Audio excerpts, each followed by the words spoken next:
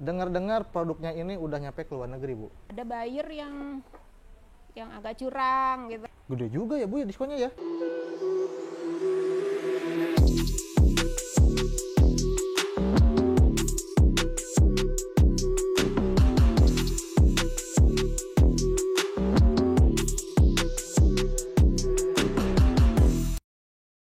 Assalamualaikum warahmatullahi wabarakatuh. Kembali lagi dengan saya Bang Kiki di acara Inspirasi Senja. Kali ini saya bersama Bu Yuni, pemilik dari Omo Chatoys. Apa kabar, Bu? Baik, alhamdulillah. Alhamdulillah baik. Bu, ngomong-ngomong gimana nih, Bu, sejarah awalnya Omo Chatoys ini berdiri lah? Ya. Awalnya sekali itu saya itu dapat mainannya itu dari kenalan. Dari kenalan tuh dia orang asing yang tinggal di Indonesia. Dia akan kembali ke negara, dia lama menetap di Indonesia, terus dia ingin kembali ke negaranya, jadi ada mainan-mainan yang anaknya sudah besar, dikasih ke anak saya, karena waktu itu anak saya umur sekitar 2 atau 3 tahun ya, dikasih. Terus ternyata saat mainannya itu hampir satu box gitu, semuanya terbuat dari kayu. Wah, mainan kayu edukatif. semua? Iya. Nah, awalnya saya nggak tahu nih ada mainan edukatif seperti ini. Saya taunya tuh dulu mainan anak saya tuh boneka yang saya kasih, terus bola lah, mainan kincring-kincring ya, rata-rata dari plastik. Terus setelah tahu mainan seperti itu, saya bawa pulang, terus dimainin anak. Ternyata anak saya tuh bisa berjam-jam gitu main itu. Jadi balok-balok itu disusun-susun, dirobohin, disusun lagi, dirobohin gitu kan. Bu. Jadi dia nggak terpatok ke mainan yang sudah ada bentuk, tapi mainan yang belum ada bentuk dia berkreasi gitu. Nah, setelah itu ternyata anak tetangga pun ikut main. Ikutan main, Bu. Dan mereka ngobrol heboh gitu. Nah, dari situ saya berpikir, mainannya seru nih gitu. Ini belinya di mana ya gitu kan. Nah, saya coba cari, ternyata itu mainan seperti ini nih sekitar 14 tahun yang lalu itu adanya tuh di toko-toko yang khusus produk-produk impor. Oh gitu, jadi di pasar lokal ini nggak ada, Bu ya? Ada pun susah. Jadi susah. Carinya biasanya di toko-toko mall-mall besar gitu ya. Terus saya coba beli satu, ternyata harganya waduh mahal gitu kan. Kisaran berapa tuh, Bu, pada waktu itu, Bu? Waktu itu ukuran kecil, sekitar ukuran 20 kali 15 cm aja, kayak puzzle gitu dari kayu tuh bisa harga hampir di atas 100.000. Waduh. Itu tahun berapa itu, Bu? Itu kisaran tahun 2006. Mahal juga berarti, Bu ya? Iya. Terus abis gitu dari situ saya mau berpikir, ini buat dibisnisin menarik nih gitu kan, karena saya nyarinya agak susah waktu itu, agak sulit. Terus saya coba cari belum browsing sih waktu itu ya, internet browsing belum begitu banyak kayak sekarang, tahu dapat info tentang produk gitu ya. Saya cari waktu itu di majalah-majalah, majalah-majalah, siapa tahu ada yang iklan gitu ya. Ternyata saya nemu tuh di iklan baris kecil. Iklan baris. Gimana tuh, Bu? Di daerah Jakarta waktu itu. Saya cari, saya datang ke sana, saya belanja grosiran, dapat sekitar 2 dus. Saya seneng banget, harganya lebih murah dong daripada yang di toko retail gitu kan. Saya beli tuh, saya jual ke tetangga-tetangga. Tetangga tertarik gitu kan, beberapa tetangga saya beli. Terus abis itu stok kita masih ada, ini untuk dijual kemana nih gitu kan. Saya coba jualan waktu itu di Yasmin. Jadi habis sholat subuh, saya sama suami ke sana bawa tuh sisa barang, kita gelar lapak lah gitu ya, kayak dagang kaki lima gitu. Ternyata pembeli nggak hanya ibu-ibu rumah tangga, TK-TK belanja juga, dan malahan ada yang pesen, karena kan waktu itu saya beli paling cuma dua gitu kan. Ternyata, Bu, saya mau dong yang ini 3, yang ini 2, ini buat TK saya gitu. Akhirnya saya catet tuh, saya belanja lagi, yang tadinya mau ngabisin stok malah belanja lagi gitu kan. Nah, dari situ baru tuh kita awal bisnis itu kisaran tahun 2007 ya. Udah mulai tuh. Udah mulai tuh, saya udah mulai jualan. Hampir setahun lah kita jualan, kita reseller ya. Saya awalnya reseller, tapi saya dari jualan kaki lima itu banyak juga ada beberapa orang misalnya di kantornya lagi ada bazar ngajak, Bu Yuni di kantor saya lagi ada bazar, ikut yuk, bayar satu meja 50.000 kata gitu.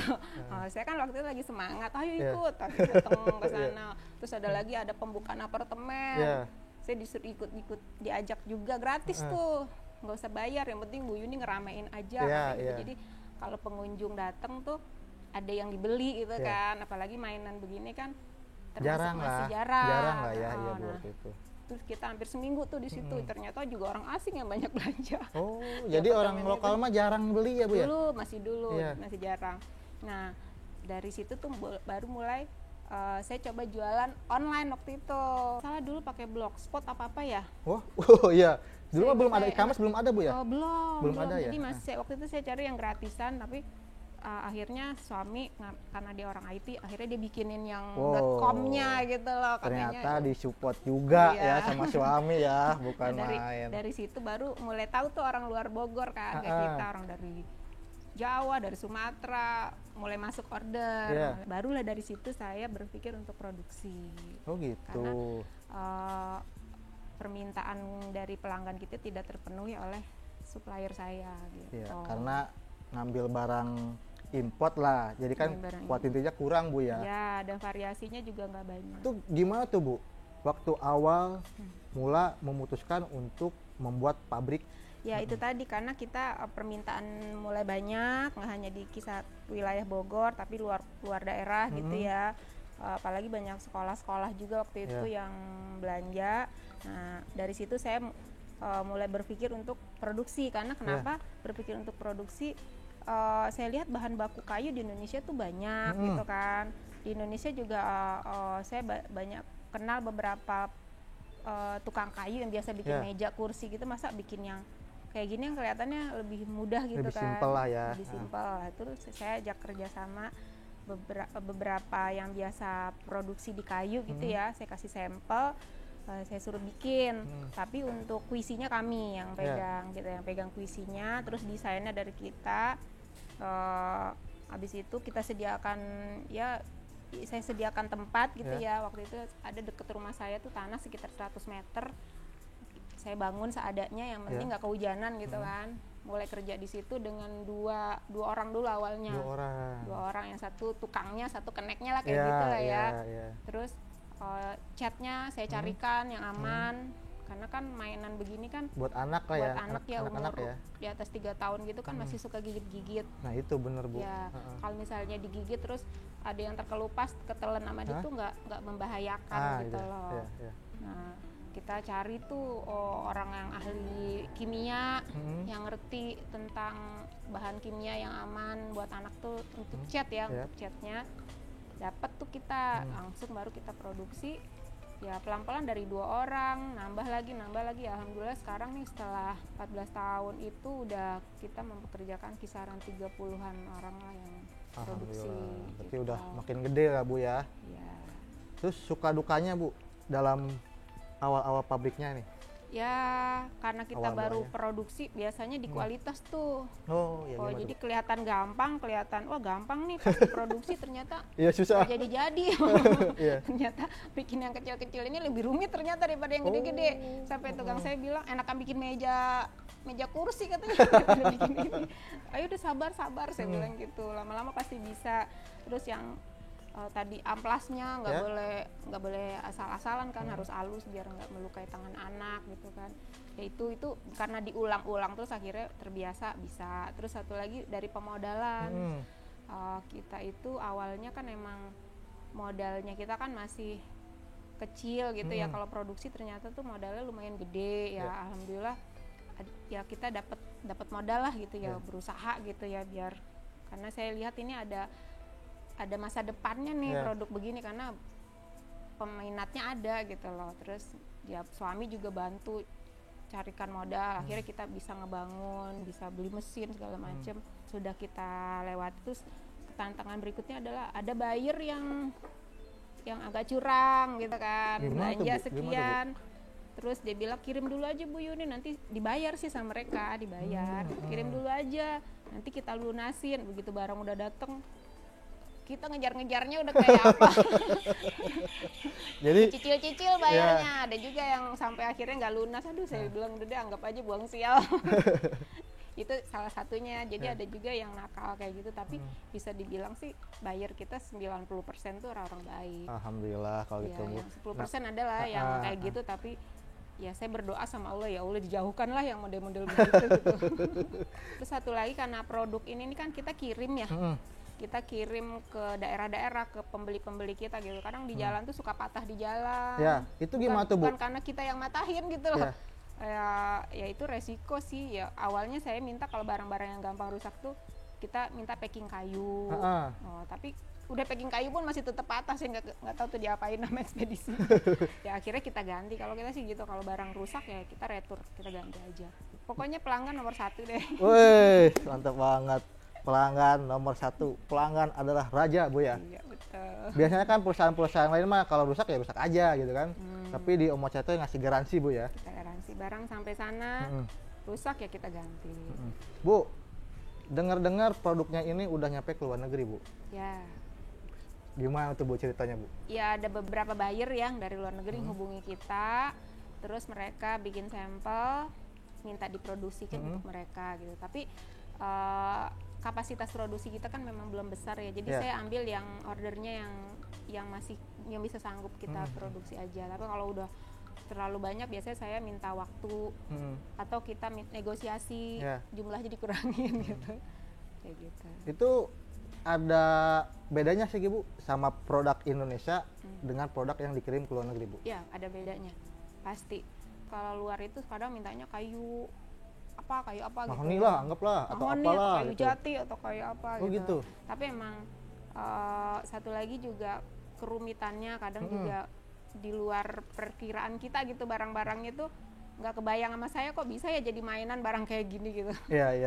Ya kita ikutin aja, selama kita bisa kita bikinin. Tapi kalau emang terlalu rumit kita dari awal udah kita tolak biar nggak mengecewakan pelanggan. Tetap ya pelanggan nomor 1 Bu ya.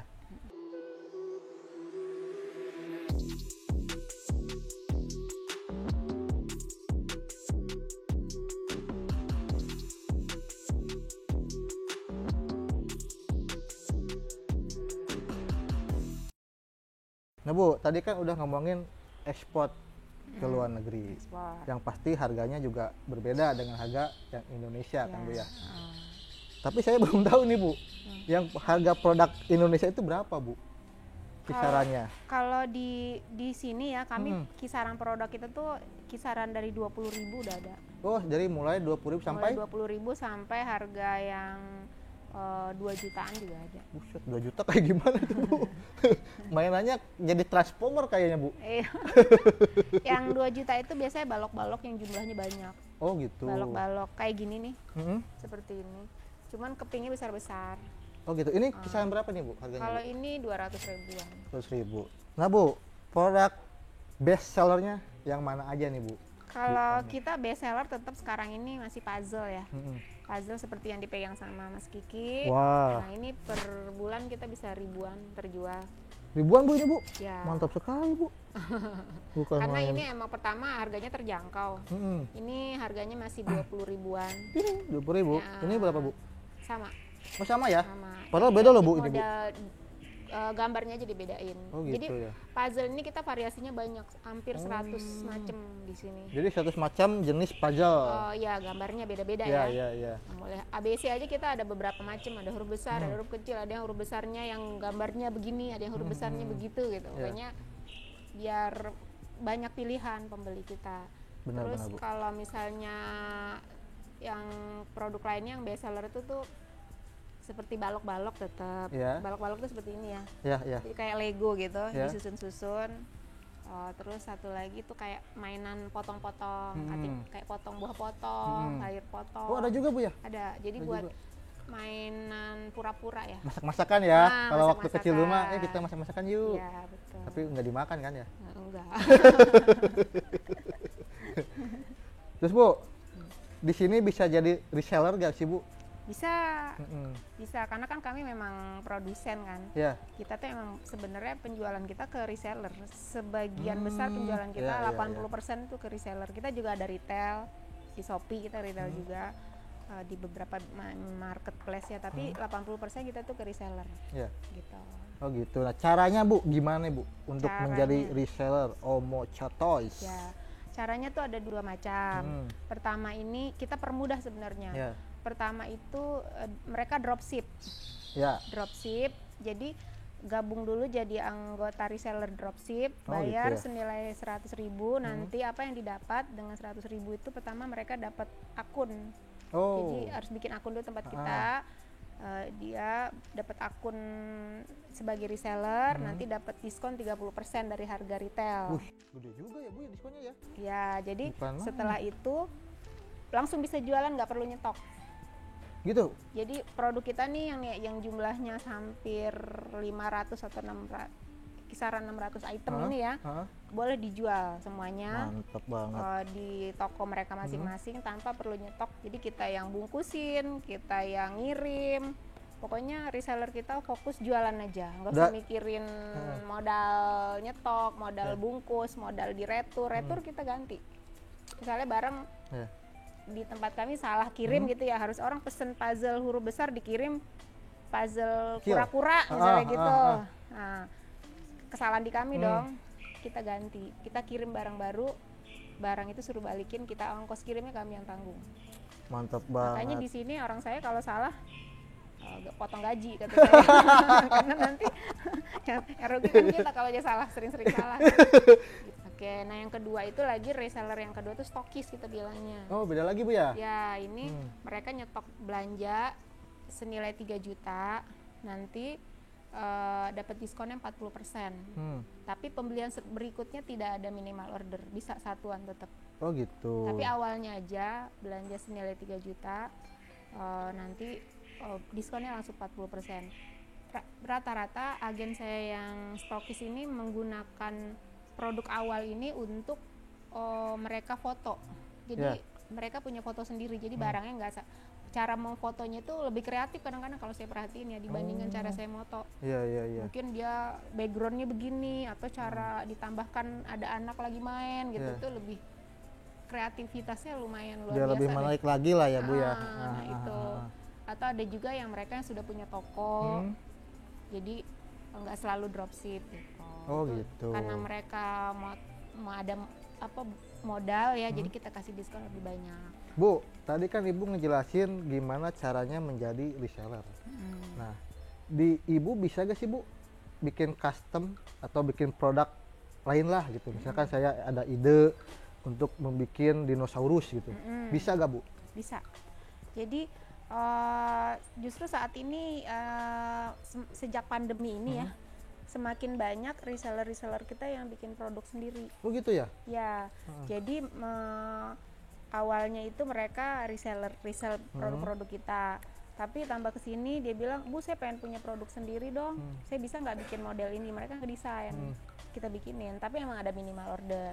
Berapa tuh Bu? Minimal ordernya berapa? Minimal ordernya itu kami itu minimal 100 per model. Oh 100 per model. 100 per model dan siap menunggu jadwal produksi, karena kan kita produksi kan sekali jalan itu seminggu gitu, misalnya kita jalan ada 6 produk, nanti kalau ada masuk produk baru nunggu gitu loh. Jadi atau kebetulan pas dia order itu kosong. Ada slot kosong, nanti kita masukin gitu. Jadi sistemnya itu mereka pertama kasih lihat dulu desainnya, ukurannya detail, nanti kita deal harga. Setelah deal harga dia turun PO ke kami, baru kita bikinin dulu sampel 1. Oh gitu ya. Misalkan kita bikinin sampel 1, kalau dia udah oke baru kita produksi massal. Mantep banget nih. Gitu. Omo Catoy ini juga membuka lahan untuk mencari cuan. Baik hati sekali lah Omo Catoy. Nah Bu, alamatnya di mana Bu? Kami di Bogor, di kota Bogor. Kalau alamat detailnya itu Jalan Abdullah bin Nuh, nomor 100, Bubulak, Bogor Barat. Jadi kita tuh deket Terminal Bubulak. Wah tuh. Dari Terminal Bubulak ke sini jalan kaki nyampe. Oh deket banget lah pokoknya mah. Gampang banget juga dicarinya Bu ya. Iya betul. Kalau alamat Instagram atau e-commerce lainnya ada Bu?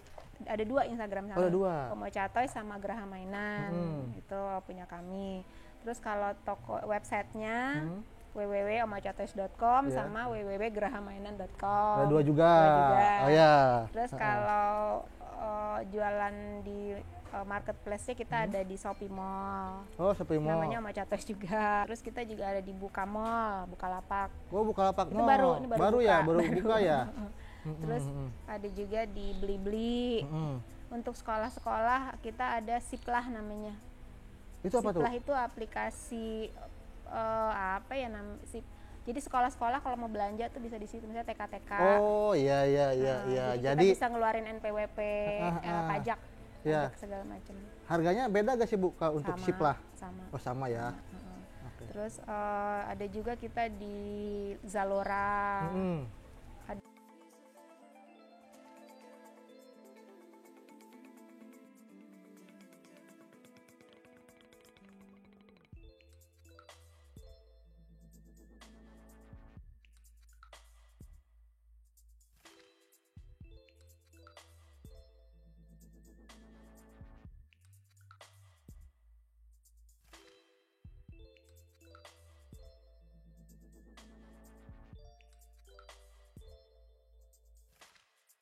Nah Bu, saran-saran untuk anak muda nih Bu, yang mau usaha atau yang sedang usaha. Oke. Apa saja Bu? Ya, untuk anak-anak muda sekarang, ini kesempatan kita di masa pandemi ini ya, kesempatan kita memulai usaha secara online ya menurut saya. Nah, siapapun sekarang bisa berjualan ya, dengan modal HP, di mana-mana produk supplier itu menyediakan produk. Ya, betul. Tinggal kita komitmen aja, jaga kepercayaan gitu kan. Terus carilah bisnis yang sesuai passion, kesenangan kita apa. Terus misalnya kalau kayak anak saya tuh sukanya game jadi kalau suka game jadi ini YouTuber game. kan bisnis kan gak hanya produk barang kan, bisa jasa juga, bisa yang menghibur juga gitu kan. Ya, boleh juga tuh yang kayak gitu. Atau kalau misalnya suka dandan, mungkin bisa jualan kosmetik gitu kan. Betul. Atau yang mas-mas suka pakai jaket segala macem, hoodie ya namanya, itu bisa bisnisin hoodie gitu kan. Atau ibu-ibu nih yang punya anak, bisa juga resellerin mainan Omocha gitu.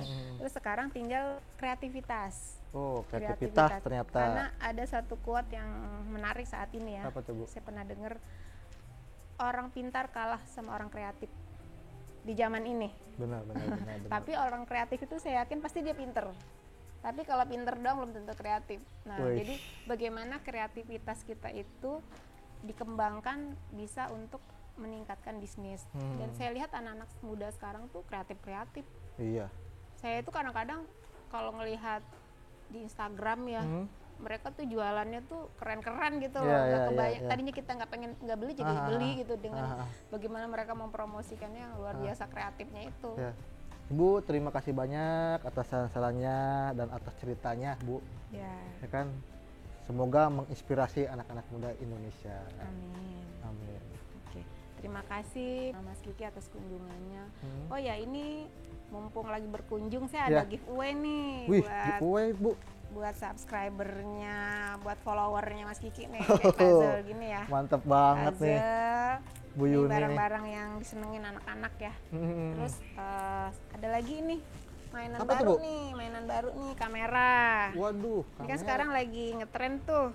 Jadi YouTuber. Nah, ini nanti bisa jadi YouTuber nih anak-anak. Ini bisa diputer-puter.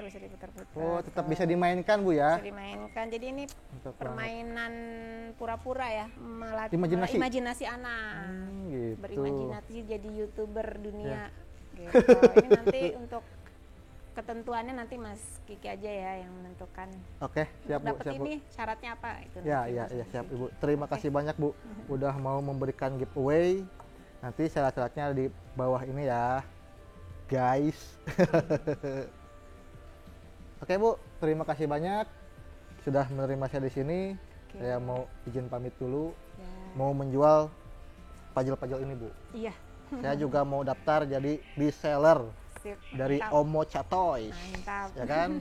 Daftarnya murah meriah Bro. Cuannya banyak. Oke, terima kasih banyak telah menyaksikan acara Inspirasi Senja. Jangan lupa subscribe, like, comment, and share.